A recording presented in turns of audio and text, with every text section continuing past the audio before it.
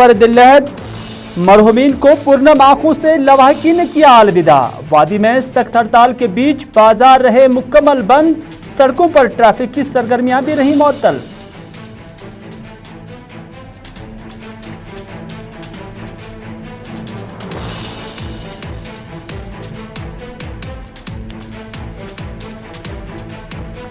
हैदरपुरा वाक़े पर सियासी जमातों ने की मैजिस्ट्रियल के बजाय जुडिशल तहकीकात की मांग। तारिगामी ने कहा लाशें वापस देना काफी नहीं। कांग्रेस सदर ने कहा मसाइल बंदूक से नहीं बातचीत से सुलझते हैं। मुंतजिर मोहिद्दीन ने कहा बेगुनाहों के कत्ल के खिलाफ सभी आवाज उठाएं।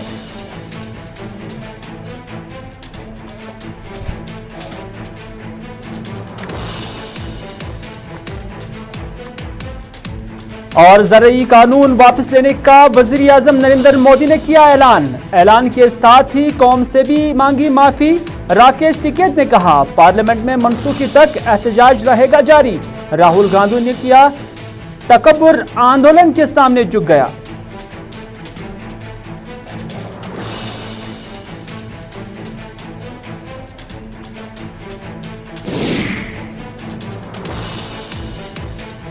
बिस्मिल्लाहिर्रहमानिर्रहीम, अस्सलाम वालेकुम नाज़रीन किराम, आप देख रहे हैं प्रोग्राम ग्राउंड रिपोर्ट। मैं हूं आपका मेज़बान मीर हिलाल हांजुरी आपकी खिदमत में हाजिर। नाज़रीन किराम, आपने हेडलाइंस सुनी, लेकिन अब हेडलाइंस की तफसील और आखिर में जो सुर्खी थी वो वज़ीर आज़म की तकरीर थी जो उन्होंने ज़रई कानून से मुतल्लिक़ कहा था। आपको बताते चलें कि आज गुरुपूरब था। आज इस दिन की मुनासबत से जब वज़ीर आज़म कौम से खिताब करने के लिए कैमरे पर आए तो पहले मुबारकबाद दी। मुबारकबादी के साथ ही वज़ीर आज़म ने यह भी ऐलान किया कि उनकी सरकार ने फैसला किया है कि मुल्क में जो 3 ज़रई कानून बनाए गए हैं उन्हें सरकार वापस लेगी।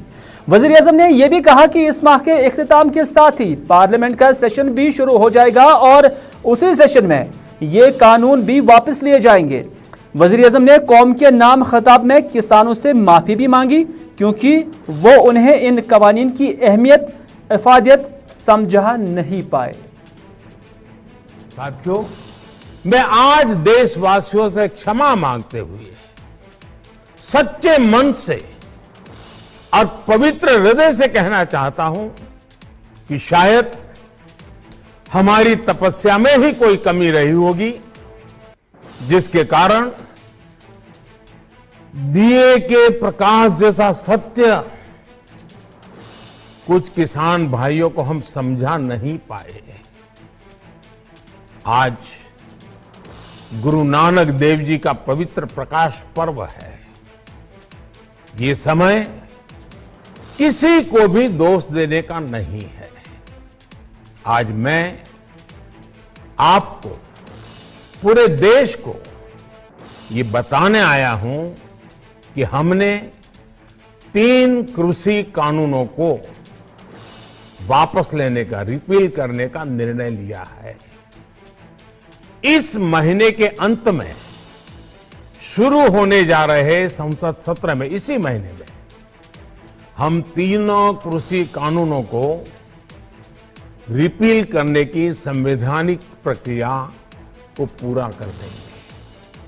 साथियों, मैं आज अपने सभी आंदोलनरत किसान साथियों से आग्रह कर रहा हूं, आज गुरु पर्व का पवित्र दिन है। अब आप अपने अपने घर लौटे, अपने खेत में लौटे, अपने परिवार के बीच लौटे। आइए एक नई शुरुआत करते हैं। इधर वज़ीर आज़म के ऐलान के साथ ही मुल्क के किसानों में खुशी की लहर दौड़ गई। पंजाब में किसानों ने जश्न मनाया। उधर धरने पर बैठे किसानों के चेहरे भी खुशी से खिलखिला उठे। पहले किसानों को इस खबर पर यकीन ही नहीं हुआ था, फिर जब वज़ीर आज़म की जुबानी ही सुना तो उन्हें भी यकीन आ गया।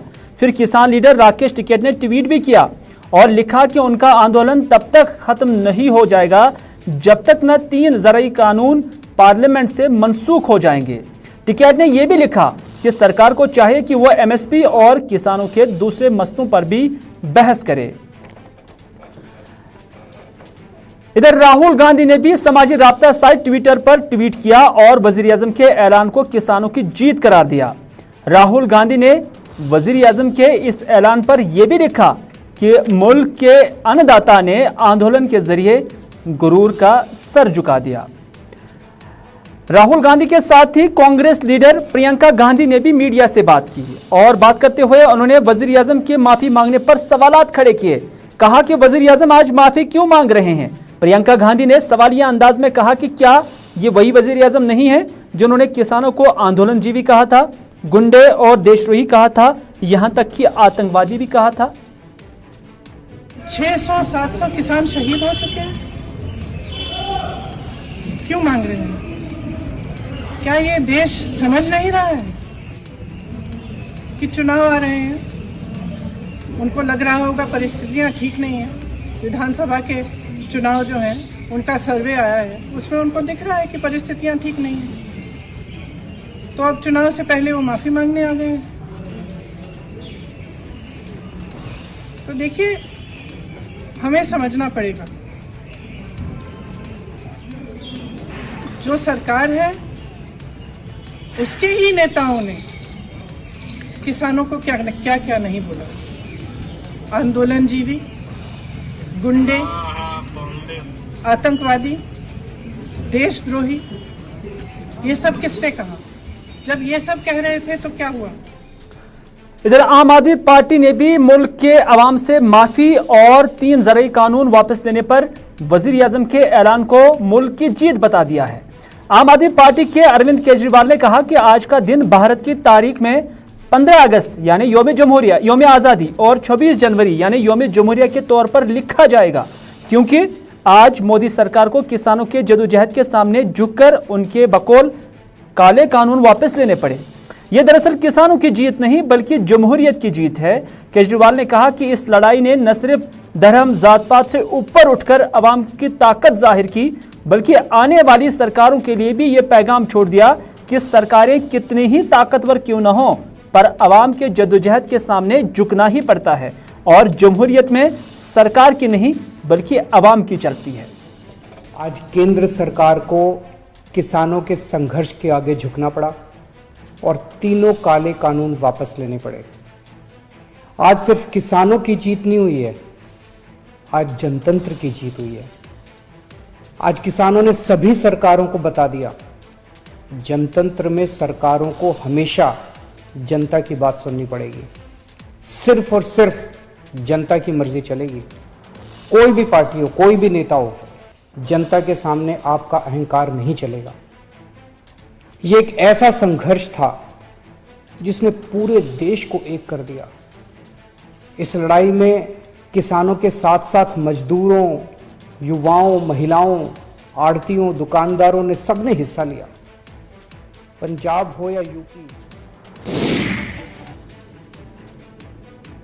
इधर जहां वजीर आजम की जानिब से बाज़ाब्ता आज ऐलान हुआ कि जब पार्लियामेंट का सेशन शुरू होगा और उसके बाद जो 3 कानून हैं उसे पार्लियामेंट के जरिए भी मनसूख किया जाएगा, फिलहाल उन्होंने ऐलान किया। लेकिन इसी ऐलान पर महबूबा मुफ्ती ने भी ट्वीट किया और ट्वीट के जरिए महबूबा मुफ्ती ने ज़रई कानून को मनसूख करने का फैसला और माफ़ी एक खुशाइंद कदम करार दिया है। हालांकि ये इंतखाबी मजबूरियां और इंतखाबात में शिकस्त के खौफ से पैदा होता है, ये महबूबा मुफ्ती का मानना है। महबूबा मुफ्ती ने यह भी कहा कि यह सितम ज़रीफ़ी है कि जहां बीजेपी को वोटों के लिए बाकी हिंदुस्तान में लोगों को खुश करने की ज़रूरत है, वहीं पर कश्मीरियों को सज़ा देने और उनकी तस्लील करके उनकी बड़ी वोट बैंक की तस्कीन करते हैं। महबूबा मुफ्ती का दूसरा ट्वीट भी आया जिसमें उन्होंने कहा कि जम्मू कश्मीर को टुकड़े टुकड़े करने और बेइख्तियार करने के लिए हिंदुस्तानी आइन की बेहुरमती सिर्फ वोटरों को खुश करने के लिए की गई है। मुझे उम्मीद है कि मरकजी सरकार यहां भी गलती को दुरुस्त करेंगे और 5 अगस्त साल 2019 की गैर कानूनी तब्दीली को भी पलट देंगे। ये महबूबा मुफ्ती का ट्वीट आया।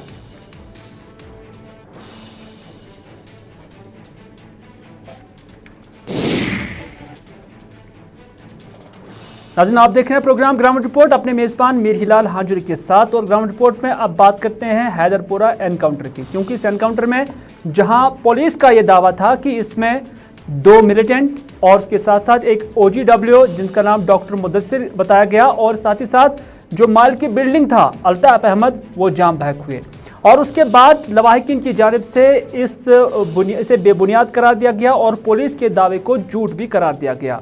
तो उसी पर जब उनकी जो मैयतें थी वो हंदवारा के अंदर दफन किए गए थे, तो उसके बाद जब पूरे कश्मीर के अंदर न सिर्फ आम लोगों की जानिब से बल्कि लवाहिकीन की जानिब से ये मुतालबा किया गया कि उन्हें उनकी लाशें वापस दी जाए, उनकी मैयतें वापस दी जाए, तो बिलाखिर कल शाम ही उन्हें ये मैयतें वापस दी गई। मैयतें वापस मिलने के बाद उन्हें आबाई मकबरे में दफन किया गया, सुपर्द लहद किया गया और यहाँ पर जो उनके लवाहिकीन हैं वो सीना कोबी भी करते नजर आए और साथ ही साथ पुरनम आंखों से उन्होंने अपने लवाहिकीन को सुपर्द लहद किया। इधर जहां उन्हें सुपर्द लहद किया गया, वहीं पर आज पूरे कश्मीर के अंदर हड़ताल का असर भी देखने को मिला और इस हड़ताल के बीच शहर की सड़कें भी सुनसान थी और यहां पर गाड़ियां बहुत कम चल रही थी। श्रीनगर का लाल चौक के ये मनाजिर आप देख सकते हैं, दुकानें भी मुकम्मल बंद थे। न सिर्फ शहरी श्रीनगर के अंदर बल्कि दीगर जिला सदर मकामात पर भी जितनी बाजार हैं वहां पर इसी तरह की खामोशी मजमूई तौर पर आज देखी गई और इस खामोशी के बीच जो आम जिंदगी है वो मफलूज होकर रह गई है।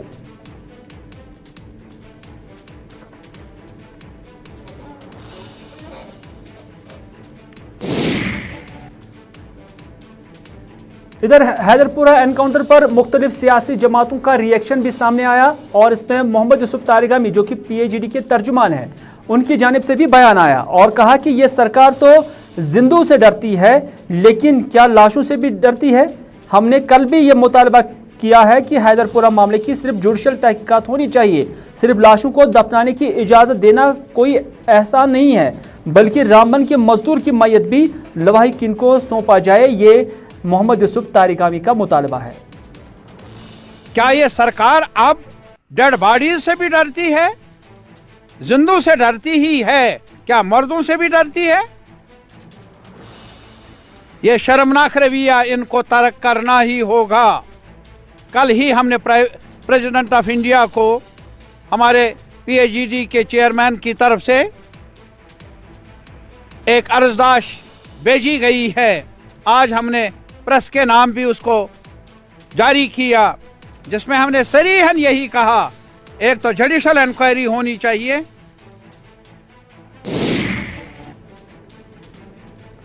इधर जम्मू कश्मीर कांग्रेस पार्टी के सदर गुलाम अहमद मीर का भी इसी तरह का बयान आया और उन्होंने कहा कि इस मामले की मैजिस्ट्रियल तहकीकात नहीं बल्कि जुडिशल तहकीकात होनी चाहिए। उन्होंने ये भी कहा कि कांग्रेस हुकूमतों ने शोरीज़दा इलाकों जैसे आसाम, पंजाब और मिजोरम हो बातचीत के जरिए मसले हल किए, जिसके बाद आज वहां पर अमन कायम है। इसलिए बंदूक से कोई भी मसला हल नहीं हो सकता है और मसाइल हल करने के लिए बातचीत वाहिद हल है। जो हमने पहले दिन से कहा कि ये इस तरह के जो वाक़यात हो रहे हैं और उनको कवर अप करने की बारहा कोशिश की जा रही है। हम नहीं कहते हैं कि मिलिटेंसी को काउंटर नहीं करना चाहिए, मिलिटेंसी को डील नहीं करना चाहिए, उसके लिए तो कोई भी सामने नहीं आता है जहां तक टेररिज्म और सिक्योरिटी फोर्सेस आपस में लड़ते हैं। मतलब इधर अपनी पार्टी के सीनियर लीडर मुंतजिर महिदीन का भी बयान आया। उन्होंने कहा कि अगर कहीं पर भी कत्ल नाहक हो जाए तो उसके लिए बिला मजहब व मिल्लत, रंग व नस्ल, जात पात लोगों को खड़ा होना चाहिए और आवाज़ उठानी चाहिए। उन्होंने ये भी कहा कि आज की जो हड़ताल थी ये इस बात की अक्कासी है कि लोग भी ये मान रहे हैं कि और लोग ये कह रहे हैं कि यहाँ पर सब कुछ ठीक ठाक नहीं है बल्कि लोगों के साथ ज्यादती हो रही है। जो कत्ल आम हुआ सिविलियन का हैदरपुरा में कि 3 बेगुनाहों को कत्ल कर दिया गया, तो इस पर भी ये कोई तंजीम नहीं, ये सिर्फ सियासतदान नहीं, मेरा ये मानना है कि पूरी कश्मीरी कौम, वो चाहे मुसलमान हो, हिंदू हो, सिख हो, ईसाई हो, इस कत्ल नाहक के खिलाफ मैदान में आए। और आज का जो एहतजाज है, दुकानें बंद है, ये उसी के खिलाफ है, उसी खून नाहक के खिलाफ है, उसी का वाशिगाफ ऐलान है। मरकजी सरकार को होश आना चाहिए कि यहाँ के लोग अगर डर के मारे। तो नाज़रीन, ये था आज का ग्राउंड रिपोर्ट। इसी के साथ दीजिए अपने मेज़बान मीर हिलाल हांजुरी को आज का ये प्रोग्राम यहीं पर इख्तिताम करने की इजाज़त, इस वादे के साथ कि अगर ज़िंदगी रही रात 7 बजे आपसे फिर होगी मुलाकात। तब तक के लिए खुदा हाफिज़, फ़ी अमानिल्लाह।